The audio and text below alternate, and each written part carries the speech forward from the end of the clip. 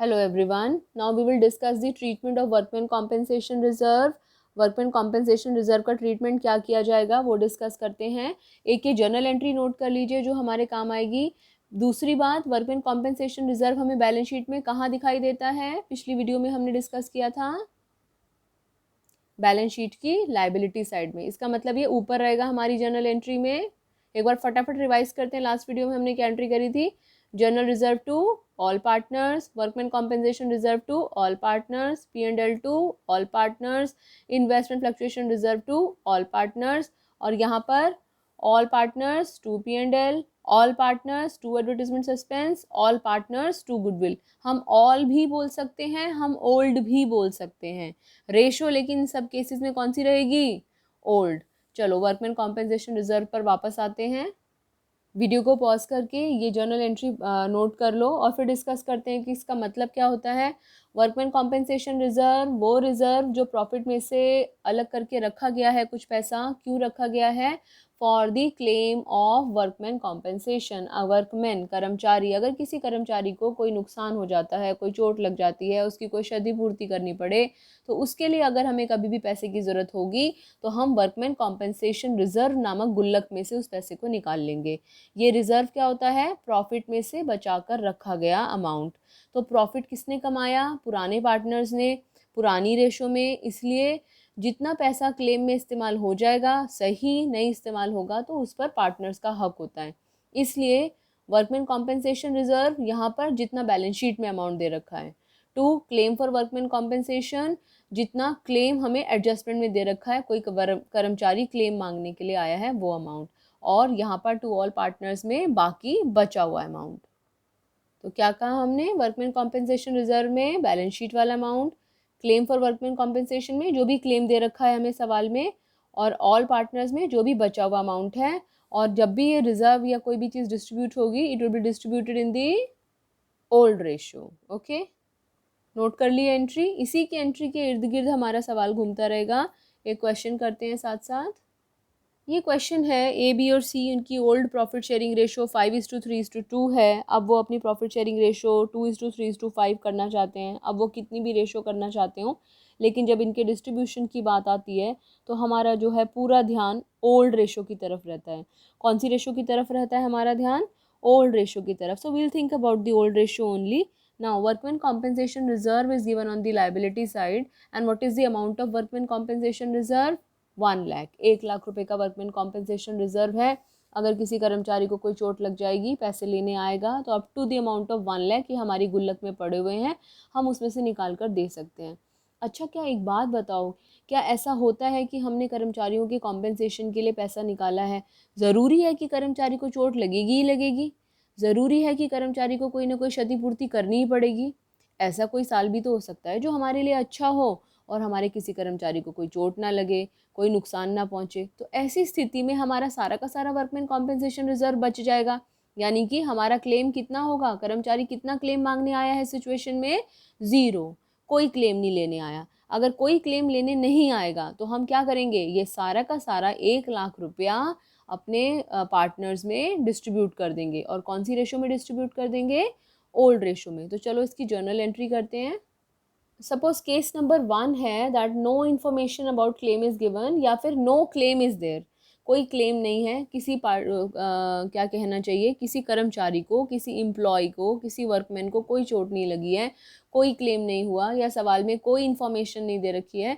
यदि सवाल में कोई इन्फॉर्मेशन नहीं दे रखी है तो हम ये मान के चलेंगे कि कोई क्लेम आया ही नहीं. अगर कोई क्लेम नहीं आया तो सारे रिजर्व पर किसका हक हो जाएगा? पार्टनर्स का. So what will be the entry? Workman compensation reserve account debit 1 lakh to old partners या all partners. A's capital account to B's capital account to C's capital account. और कौन सी रेशो में? ओल्ड रेशो में. What is the old ratio in this question? 5:3:2. तो इस 1 लाख को 5:3:2 में हम डिस्ट्रीब्यूट कर देंगे. क्यों करना पड़ा हमें ऐसे? यहाँ पर हमने यहाँ पर to claim for workman compensation नहीं लिखा. क्यों नहीं लिखा? क्योंकि कोई क्लेम है ही नहीं. अगर कोई क्लेम नहीं है तो टू क्लेम 0 लिखने की क्या ज़रूरत है हमें? हमने उसको अपनी एंट्री में से गायब कर दिया. पहली एंट्री क्लियर है.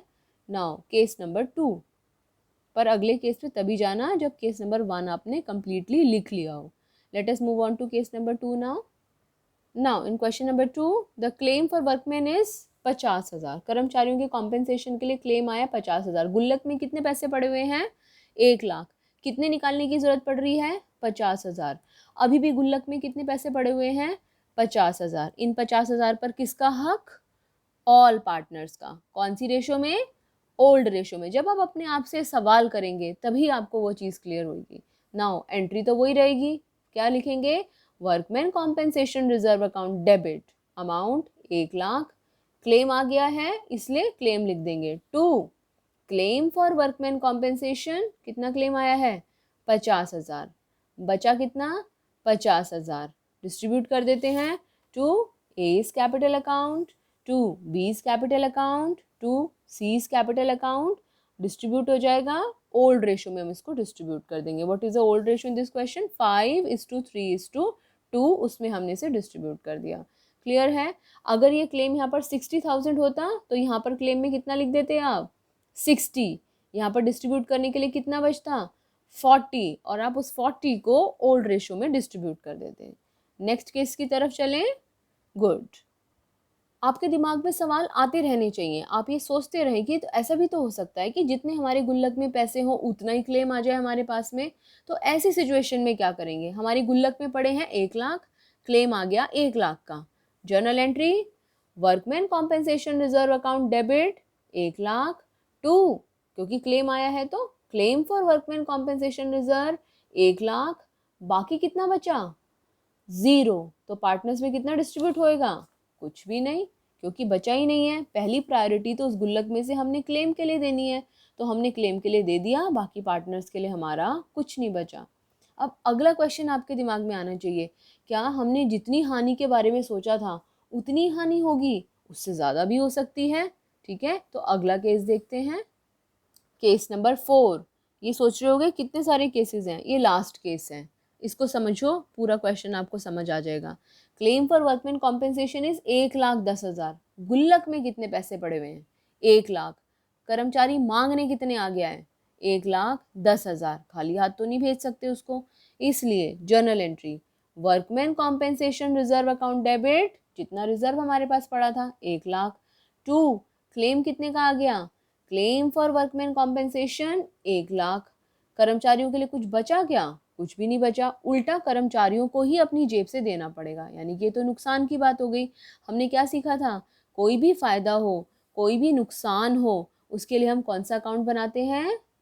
Revaluation account. और उस रीवैल्यूएशन अकाउंट को जिधर भी अंतर आ रहा है आपको उस तरफ लिखना है। किधर डिफरेंस लग रहा है? इधर 1,10,000, इधर 1,00,000, यानी कि डेबिट में 10,000 का डिफरेंस। और इस 10,000 को मैं किस नाम से लिखूं? रीवैल्यूएशन के नाम से। So what is the entry? Workman compensation reserve account debit, जितना रिजर्व है 1,00,000। रीवैल्यूएशन अकाउंट डेबिट, क्योंकि मेरा इतना नुकसान हो गया है 10,000 का। To claim for workman compensation, क्योंकि क्लेम आया है 1,10,000 का। तो अगर यहाँ क्लेम 1,20,000 का आता तो यहाँ पर 1,00,000 और रिवैल्यूएशन में आ जाता 20,000। अगर यहाँ 1,50,000 का क्लेम आ जाता, वर्कमैन कॉम्पेंसेशन में 1,00,000, रिवैल्यूएशन में 50,000।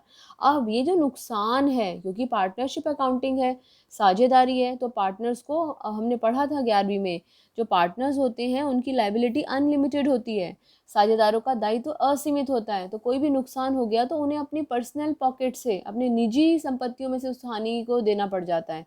तो यहाँ पर रिवैल्यूएशन हुआ डेबिट। अगली एंट्री में हम रिवैल्यूएशन को करेंगे क्रेडिट 10,000, और ये जो नुकसान है ये ओल्ड पार्टनर्स ओल्ड रेशो में बियर करेंगे। नाउ 10,000, तो एंट्री हो जाएगी A's capital account debit, B's capital account debit, C's capital account debit to revaluation account. Accountancy में किस आधार पर काम करते हैं? जिस आधार पर प्रकृति काम करती है। जो आया है वो जाएगा भी, जो डेबिट हुआ है वो क्रेडिट भी होगा। कभी वर्कमैन कॉम्पेंसेशन रिजर्व क्रेडिट हुआ था, इसी वजह से वो बैलेंस शीट की लायबिलिटी साइड में आया था, उसे समाप्त करना था इसलिए हमने उसको डेबिट कर दिया। अब रिवैल्यूएशन यहाँ डेबिट हुआ है तो इसको ख़त्म करने के लिए हमने रिवैल्यूएशन अकाउंट को कर देना है क्रेडिट। तो ये 10,000 करा हमने क्रेडिट, इस 10,000 को ओल्ड रेशो में डिस्ट्रीब्यूट किया। यहाँ पर क्या क्या अमाउंट आ जाएंगे? 5,000, 3,000 एंड 2,000। क्लियर है? बहुत अच्छे से इसको समझो, ऐसा क्वेश्चन हमें ज़रूर मिल सकता है। अब एक असाइनमेंट, ये असाइनमेंट को नोट करो और क्वेश्चन करके सॉल्यूशन करके भेजो। क्यों ज़रूरी है assignment at the end of every session? क्योंकि जो आपने किया है असाइनमेंट करने से ही समझ आएगा कि आपको समझ आया है या नहीं आया, और नहीं समझ आया तो दोबारा पूछो। यहाँ पर क्या है, PQR की ओल्ड रेशो 4:3:2 है, न्यू रेशो वो 3:2:4 करना चाहते हैं।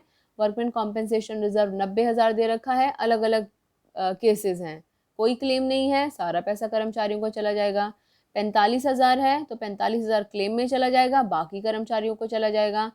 रिजर्व के जितना क्लेम है तो कर्मचारियों को 0, रिजर्व 90 है, क्लेम 99 आ गया, तो हम रिवैल्यूएशन अकाउंट जो हमारा भगवान है उसको हम सामने लेकर आ जाएंगे। भगवान हमारी रक्षा करेगा, कौन करेगा? रिवैल्यूएशन अकाउंट हमारी रक्षा करने के लिए बना है, और वो रिवैल्यूएशन अकाउंट पैसा खींचेगा पार्टनर्स से।